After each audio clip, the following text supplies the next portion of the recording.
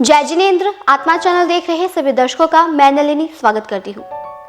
पूरी दुनिया की नज़र आज जिस पर केंद्रित है वो भारत का स्विट्जरलैंड कश्मीर, जिसे हम आज कश्मीर के नाम से जानते हैं।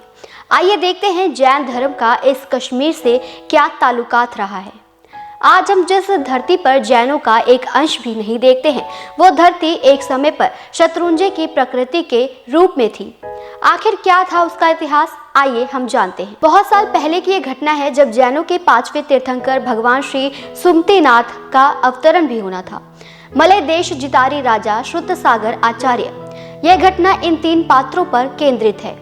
मलय देश के राजा जितारी ने आचार्य के मुख से शत्रुंजय यानी कि पालितनाथ तीर्थ का महात्म्य सुना। इस महातीर्थ के वर्णन सुनकर राजा की यात्रा करने की भावना प्रज्वलित हुई। मंत्रियों को आज्ञा फरमाई गई, तैयारियां शुरू की गई और राजा ने एक भीष्म प्रतिज्ञा ग्रहण की।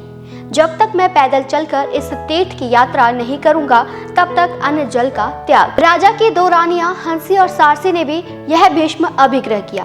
राजा आचार्य श्रुतसागर के साथ चल पड़े। राजा के प्रण को ध्यान में रखकर शीघ्रता से मार्ग को व्यतीत करते हुए यात्रा कश्मीर देश के एक वन में पहुंची। भूख प्यास पैदल चलने के कारण थकावट से राजा और दोनों रानियां व्याकुल हो गए। तब सिया नाम के मंत्री और आचार्य श्रुतसागर जी के पचकानंदन यानी कि जैन शास्त्र में एक रास्ता निकाल कर दिखाया जिसमें अभिग्रह का त्याग कर अन्न जल लिया जा सकता था। लेकिन भले ही राजा जितारी और उनकी रानियां शरीर से व्याकुल थे, पर उनकी मानसिक दृढ़ता तो कुछ और ही थी।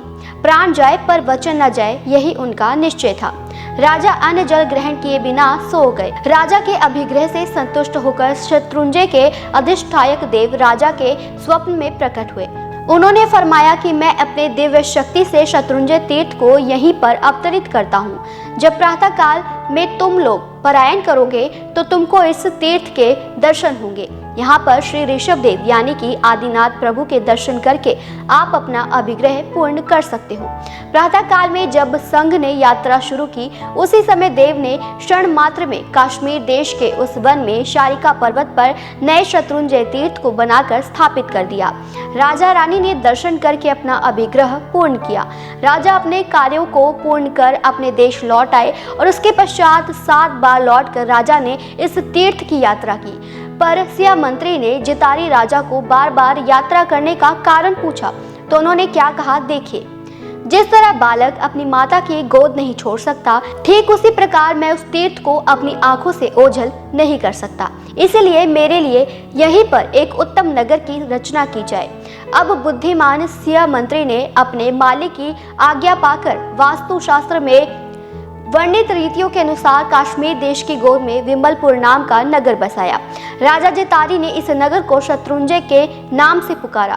काल के प्रभाव में बहते बहते इस तीर्थ के शेष अवशेष 11वीं शताब्दी तक तो पहुंचे थे, पर मोहम्मद गजनवी से लेकर सिकंदर लोदी तक ये शेष अवशेष भी नहीं बच पाए।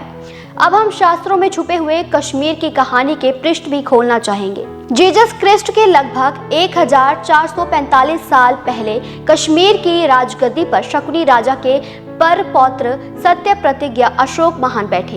उन्होंने कश्मीर की धरती को कई जैन मंदिरों से सजाया। उसके पश्चात कश्मीर की राजगद्दी पर दृढ़ जैन धर्म अनुयायी राजा जलोक हुए। उनके गद्दी पर राजा जिनेह हुए और उसके बाद कई साल बाद उनके परंपरा में भगवान महावीर के समय में राजा ललित आदित्य हुए, जिन्होंने कवि कलन के द्वारा लिखी गई राज तरंगिनी के अनुसार शिव का पाषाण मंदिर, सूर्य भगवान की स्थापना, विष्णु भगवान की स्थापना, परिहास केशवनाथ की सप्तमों की प्रतिमा की स्थापना एवं 81 फुट ऊंचे जैन स्तंभ का निर्माण करवाकर उस पर गरुड़, जो कि शासन देवी चक्रेश्वरी देवी की सवारी है, उसकी स्थापना की।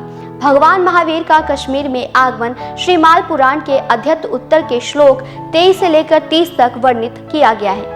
ऐसे तो कितने ही प्रमाण हमारे शास्त्रों में छिपे हुए हैं। कश्मीर देश के विभिन्न संस्कृतियों से जुड़ा हुआ एक अनूठा अंग है। अंत में वापस वो दिन आए, ऐसी हम प्रार्थना करते हैं। और ऐसे ही वीडियोस आत्मा चैनल आप तक पहुंचाता रहेगा। ऐसे ही आप देखते रहिए आत्मा चैनल। जय जिन शासन, जय महावीर।